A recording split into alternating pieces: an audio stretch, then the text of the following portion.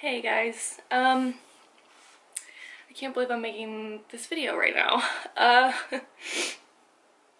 be honest with you, I have not even thought about filming this or really telling you guys much at all. I think I made a post on my channel because now that I have over 1,000 subscribers, which thank you by the way, I'm able to post stuff in the community tab, I think that's what it's called.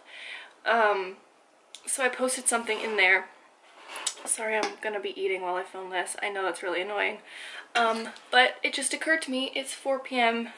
and I have not eaten since 9 this morning. So I honestly don't feel like eating, but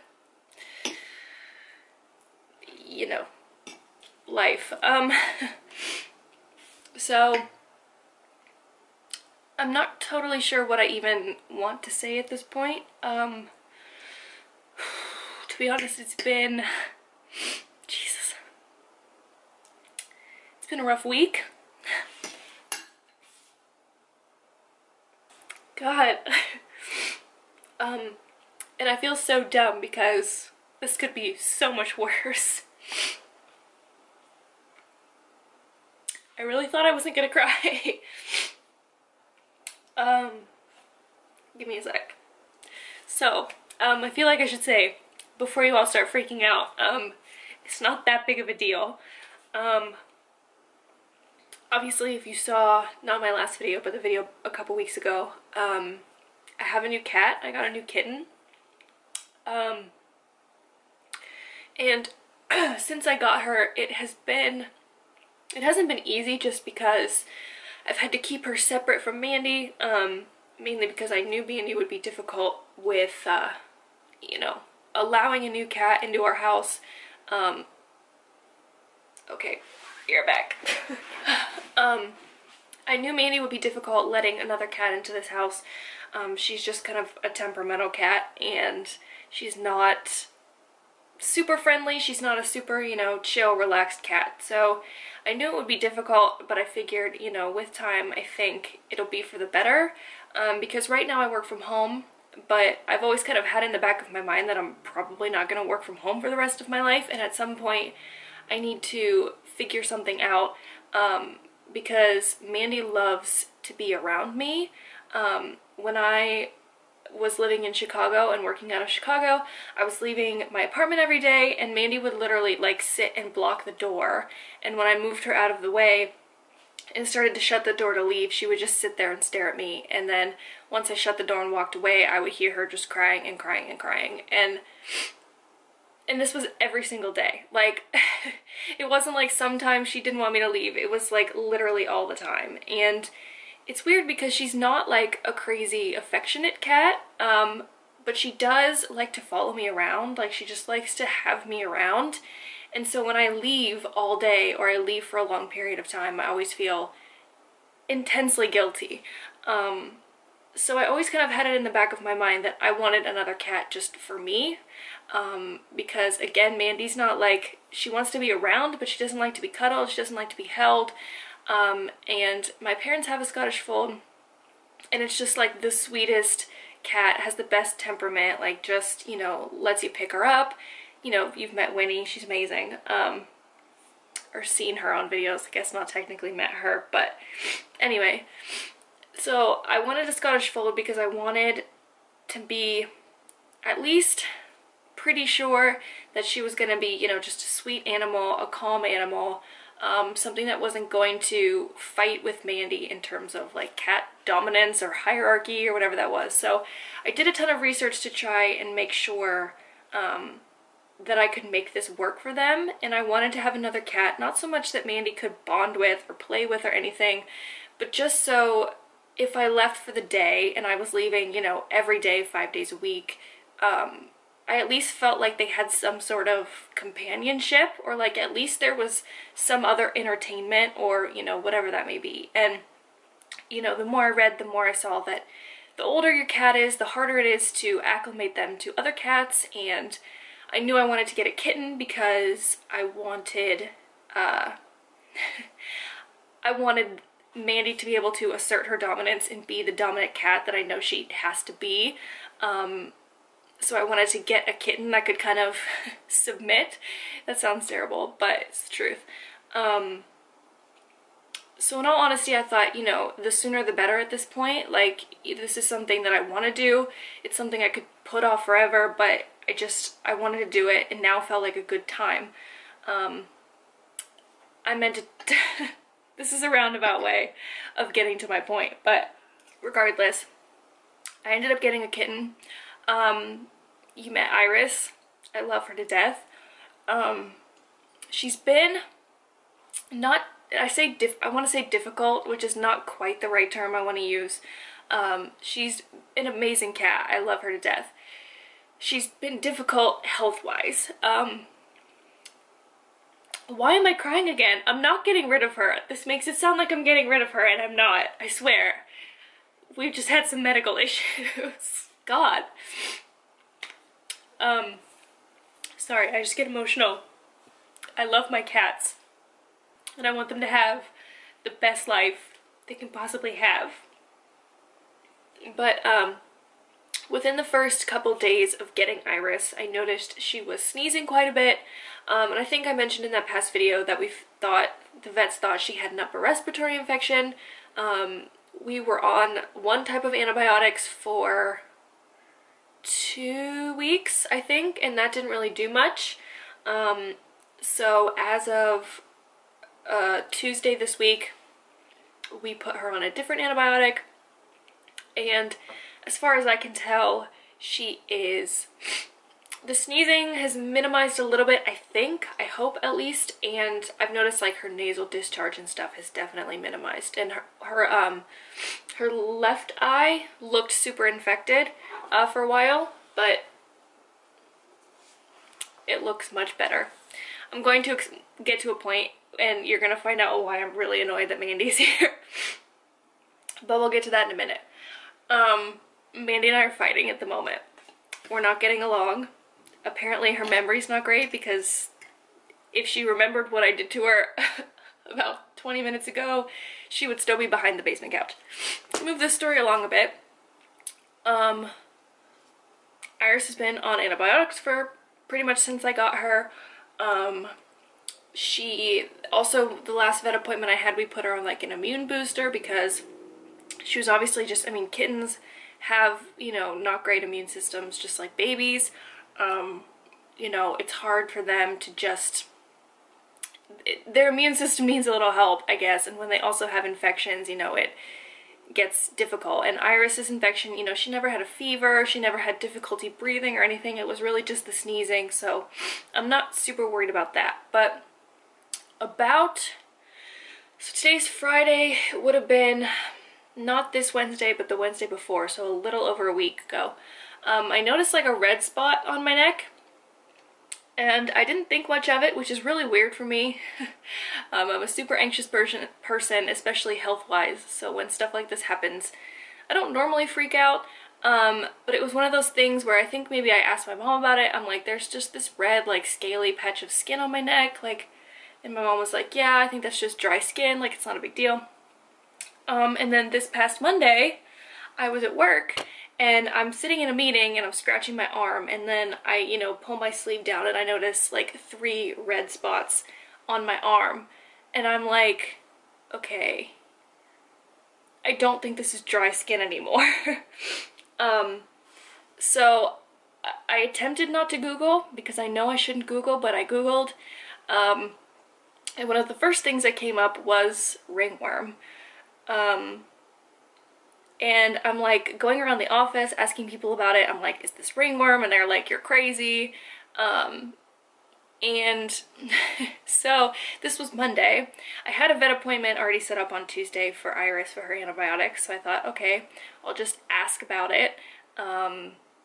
Because, you know, at some point after Iris started the antibiotics, I noticed she was pulling her hair out on her back, which stressed me out, and I told the vet about it, and they said, you know, this could be just It could be that the air is dry and she's just, you know, her skin's itchy and this is how she's dealing with it. It could be that, you know, she's not feeling well and this is just, you know, a behavioral reaction to not knowing what to do. Like, she's sneezing, she doesn't feel great, and she doesn't know what to do, so she's just pulling her hair out. But regardless, they weren't super worried about it. So, I brought it up on Tuesday at the vet appointment and I said, you know, this might sound crazy, but can we check her for ringworm? And the vet's like, okay, why? And I was like, well, she's been pulling out her hair. You know, she's been licking herself a lot, and I have these red marks showing up on my arm, and I want to be sure. So he starts looking at her coat and her tail, and he's like, yeah, this might be ringworm. And I'm thinking, okay. All of a sudden my brain just fills with like 2,000 million trillion thoughts going in all sorts of different directions, right? And I'm just in a tailspin of like, what am I gonna do? What does this mean? I don't know anything about this. And so what they have to do is take little samples of her skin and fur from these areas that look infected, put it in a test tube, and essentially culture it for like, you know, 2 to 3 weeks to see if anything grows. Like, there's no way to just look at it. It's not like a blood test.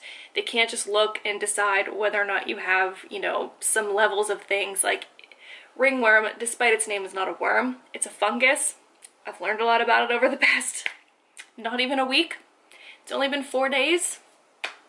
Good God, it feels like a month. But essentially it's a fungus, so they literally have to put it in a test tube and grow it to be able to know whether or not it's that fungus. So essentially the vet tells me, you know, we have to wait 2 weeks, possibly more, to find out if this is actually ringworm, and we can't start any medication. It's not worth it to start medication until after the fact, because, you know, these medications could be harmful, and, you know, you don't want to risk it if they don't actually have the fungus. And I'm just in shock at this point, because not only is my vet bill at this point just exorbitant, but I have no clue what to do. Like, I know nothing about this. They give me no information other than that I have to wait 2 weeks, and I'm just panicking. Like, I go home, actually I'm on the drive home, I call my mom and I just sob because I'm like, what does this mean? And obviously, you know, when you find out that your little baby is sick, you're like, you know, find out everything you can, find every way you can to fix this. And I just felt so overwhelmed because I didn't know what to do. And honestly, I still kind of feel that way. Thankfully, hold on, I'm gonna force myself to eat for a second. So my mom was able to drive up that night and come up, and we kind of just sat there for the longest time, just like trying not to over Google things, because there's just so much information on the internet, you guys. Like, it's crazy. If you have, I mean, I should know this by now because I have anxiety. I know not to Google things because it just, everything is worst case scenario, which my brain already does for me. I don't need the internet to add on top of that stress. And yet somehow I keep Googling like an idiot. So I'm looking up ringworm, I'm reading all these articles that are like, you have to clean everything, as much stuff as you can bleach. Bleach is the only way to get rid of it. So for carpets and stuff that you can't bleach, like, you can just vacuum and steam clean and hope for the best. And like, you have to vacuum literally everything in your house. It's like dust, you have to get rid of as much as you can. And I'm just, my head is spinning. I have no clue what to do with myself. And I'm just sitting there with my mom like, what do we do? Like, what is the course of action? And we spent most of Wednesday literally just calling as many people as we could. I mean, I think on Wednesday I made a doctor's appointment to check for my own stuff. I had my mom call her dermatologist to ask them questions. I called as many vets and like animal experts that I knew, and even some that I didn't know. I just called around to random vets just to ask them questions. Because my vet didn't give me any information at that time. God, I called like everyone I knew with cats to see if they had had cats with ringworm. Like, I was going insane, to say the least. I could not get enough information. I had to take off work because I just couldn't focus on anything other than the fact that my cat has ringworm and I have ringworm, and like, what do I do? The only thing I really know that I can do is to clean. Which, if you know me at all, you know is not something I enjoy doing.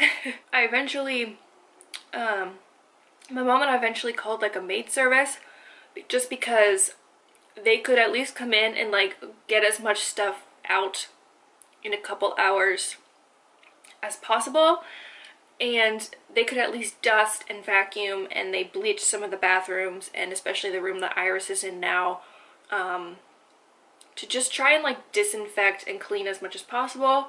And then my mom and I, we vacuumed even more. We steam cleaned the carpets, you know, we vacuumed all the furniture.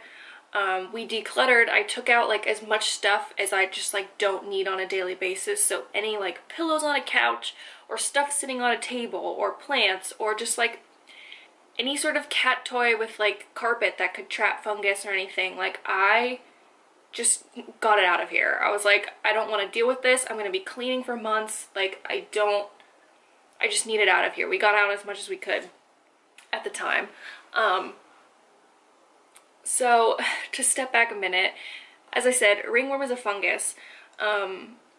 It's one of those things that it only grows on your skin. So it's not like mold where, you know, it gets in your walls and it just multiplies on its own. Ringworm only really multiplies on your skin, on an active like lesion, so to speak. So like for me, you know, it got on my skin, it left a mark, and then that mark can spread it. So if I scratch that mark and then touch my, you know, another part of my skin, I can spread it, or I can touch other objects and then, you know, I can get it back on my skin and things like that.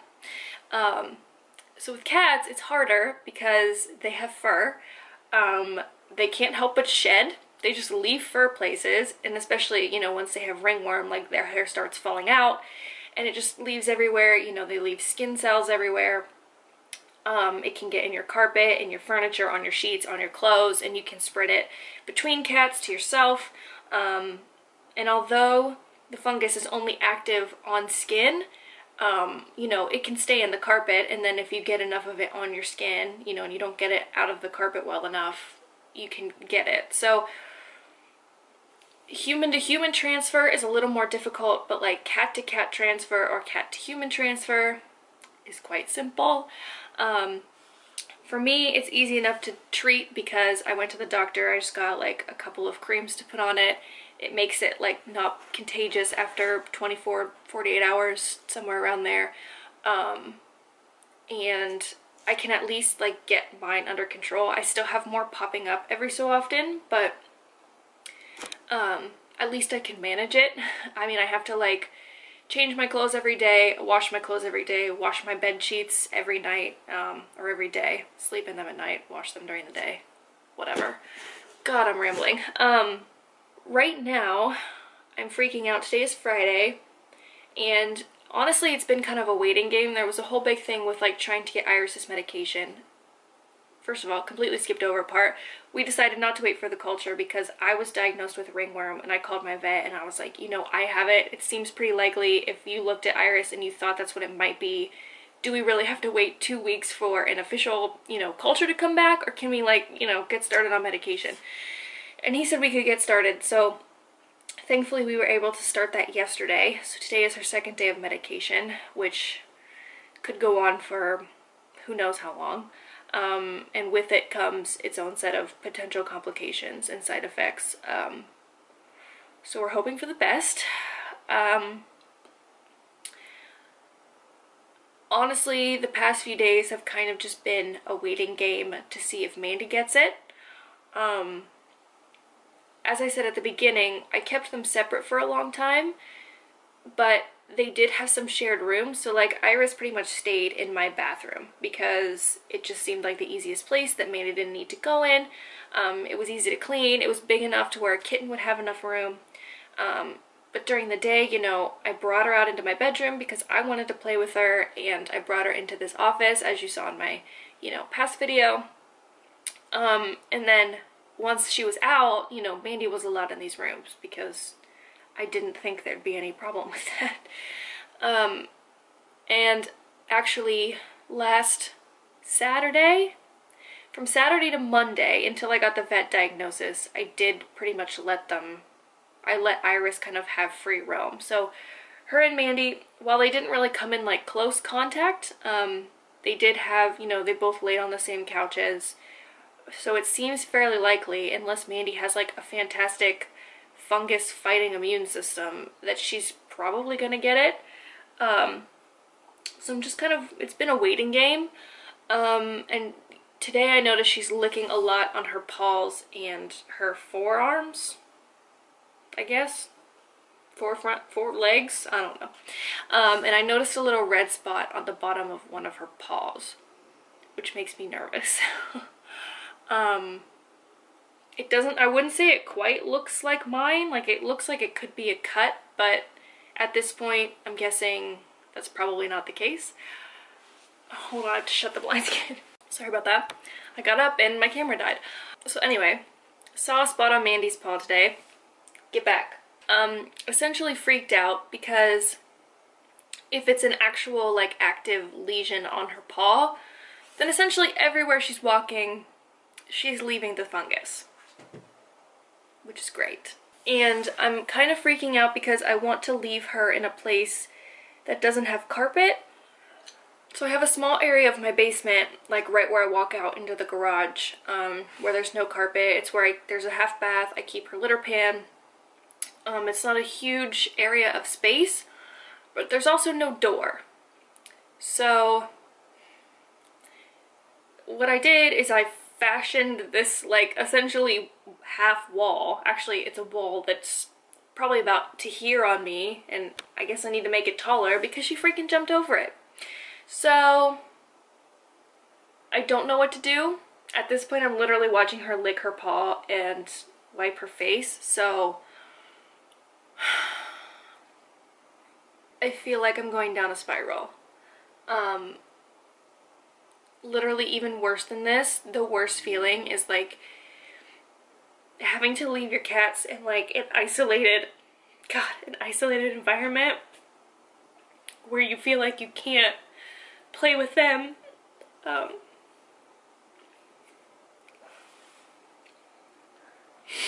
You can't play with them for fear of spreading it is just the worst feeling.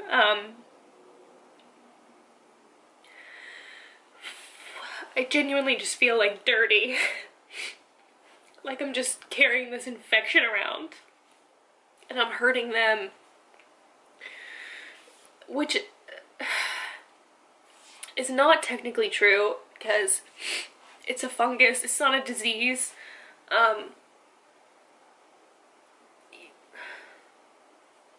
You know, it's like a cold, it's just that it takes, you know, months to go away. So, sorry, I'm just like literally watching her bathe herself and I can just like feel a knot growing in my stomach. Anyway, so I fashioned this like door to block Mandy off from the rest of the house today, and she's just crying. And I'm just crying because I feel terrible. But it's the only thing I can do to keep her from just spreading it around the house and having to clean even more than I already am. Especially because with Mandy, I can't like leave her off of kitchen counters like she's, you know, an agile cat. She can jump on the top of the fridge, for goodness sakes. Like, so I'm gonna have to grab her and put her back up there and stick more cardboard up on the wall so she can't get out, but I feel awful. I even put a little camera in my bathroom so I can at least watch Iris and make sure that she's reacting okay to the medicine, because she might have some behavioral side effects. And obviously I can't tell if she does or not if I'm not around her. So I just feel like I'm losing my mind. and I can't find some sense of like stability or normalcy, and I know I won't have that for potentially months. And I don't do well with that. You know me. I love my routines. I love my consistency. I struggle with really big, like, life-altering changes. And this is definitely one of them. And I just don't know what to do. I don't know what to do. And I keep trying to tell myself that, like, this could be so much worse. But it just feels like every day it's something different. Every day it's some new, like, mountain to climb. And I wake up every morning just, like, dreading having to do it again. I'm telling you this just because I feel like I should let you know what's going on, because obviously I feel like I'm gonna have other things on my mind for the next long while. And I know a lot of you, after, you know, my video with Iris, asked me for more cat stuff, and I couldn't just not tell you about it, especially because, you know, I'm getting spots on my face and my neck and all over my arms, and if I decide to film something, it's gonna be there for the next, you know, 2 to 4 weeks until it goes away. I'm just trying to figure out how to do this by myself. And how to not overreact like I am right now. And how to not get so stressed about it, because what's gonna happen when, like, something really bad happens to me? I'm gonna be even worse than this. But yeah, I didn't feel right not saying something, especially when I'm struggling to get through a day without crying. And I don't know how consistent I'll be, or how open I'll be, or, you know, how much I'll film. I mean, obviously I can't. I had tons of videos planned. I, like, literally bought you know, or a couple orders of clothes, and I was gonna make a few videos out of it, and I was gonna try on clothes, and, like, I can't try on clothes when you're gonna see, like, all these red marks up and down my arms. So I'm kind of like, what can I even do? I have these spots on my face. I can't really wear makeup while they're possibly contagious, because that's just, you know, spreading it around the rest of my face and contaminating things. And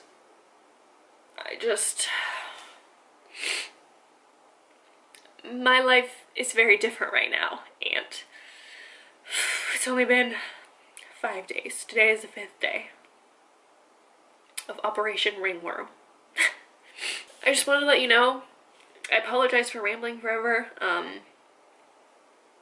and I apologize for making this into a big deal when really it's not the end of the world, but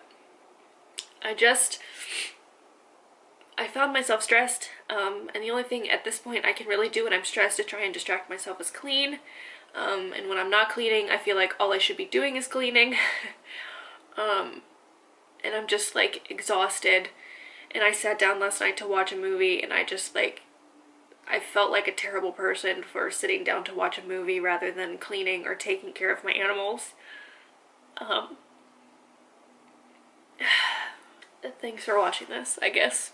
I'll hopefully see you soon.